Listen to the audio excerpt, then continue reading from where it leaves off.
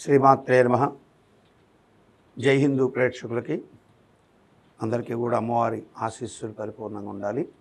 ఈ జాతక రీత్యా ఒక్కొక్క రాశి ఫలితాలు మనం చెప్పుకున్నాం. వృశ్చిక రాశికి ఈ వారం ఆర్థికపరమైన విషయాల్లో కటకట ఎంత ఉంటుందో వారమధ్యం నుంచి ధనం రాబడి కూడా అంతే ఉంటుంది. ఖచ్చితంగా కొన్ని విషయాలు ఈ వారంలో పరిష్కారం అయ్యే అవకాశాలు ప్రస్ఫుటంగా కనపడుతున్నాయి.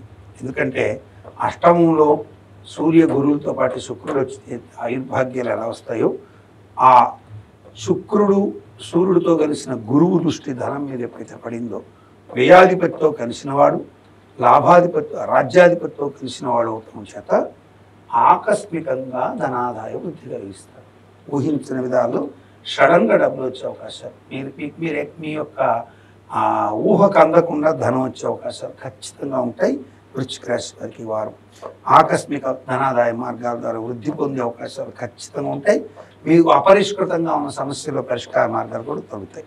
అలాగే స్థిరాస్తి కొనుగోలుకు సంబంధించి దీర్ఘకాలంగా కొనాలని ప్రయత్నం చేసి విసిగిపోయిన వాళ్ళకి వారాంతంలో ఆకస్మికంగా ఇల్లు కొనుగోలు చేయడము, కొత్త ఇల్లు దొరకడము ఖచ్చితంగా జరిగే అవకాశాలు కూడా ఎక్కువగా ఉంటాయి.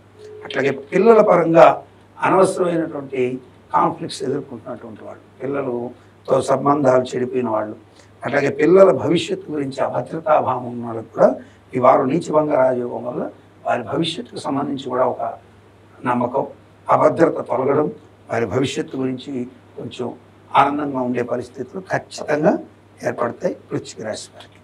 ఇక దీర్ఘకాలిక పెట్టుబడులు, స్పెక్యులేషన్స్, షేర్లు, లాటరీల మీద డబ్బులు పెట్టి గతంలో అవి స్ట్రక్ అయినటువంటి వాళ్ళు, అవి రాకుండా ఇక ఆగిపోయింది అనుకున్నటువంటి వారికి ఈ వారంలో కదలికలు వచ్చే అవకాశం అయితే ఖచ్చితంగా ఉంటుంది. కానీ ప్రయత్నం చాలా హార్డ్గా చేయాల్సి ఉంటుంది. మీరు కొంచెం ఈ వారం ఎటువంటి ప్రయత్నం చేయాలంటే దీని విషయం ఏదో తాడో పీడో తేల్చుకుందాం అన్నట్టుగా ప్రయత్నం చేసినట్టయితే తప్పక వృశ్చిక రాశి వారికి అటువంటి శుభాలు కలిగే అవకాశాలు ఎక్కువ ఉంటాయి. ఇక ఈ వారం మీరు బాగా చేసుకోవాల్సినటువంటి దైవతారాధన ఈశ్వరుడు.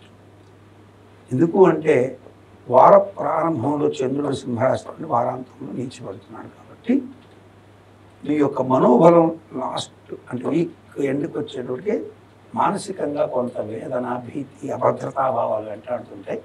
కాబట్టి ఈశ్వరుణ్ణి కనుక మీరు అభిషేకం చేసి ప్రదోష కాలంలో శివాలయానికి వెళ్ళి రావడం, ఇటువంటి వాటి ద్వారా మంచి శుభాన్ని పొందే అవకాశాలు. ఎందుకంటే 24వ తారీఖును చూసినట్టయితే మనకి పౌర్ణమి, 23 పౌర్ణమి, 24 వచ్చేసి పాడ్యమి, ఇటువంటివన్నీ కూడా చంద్రుడు ఉచ్చస్థానంలో ఉండి నీచలో పడ్డప్పటికీ కూడా ఉచ్చస్థానం అంటే మీన్స్ బుద్ధిలో ఉన్నాడు కాబట్టి యోగాన్ని ఇచ్చేదానికి ఆస్కారాలు తెలుస్తాడు.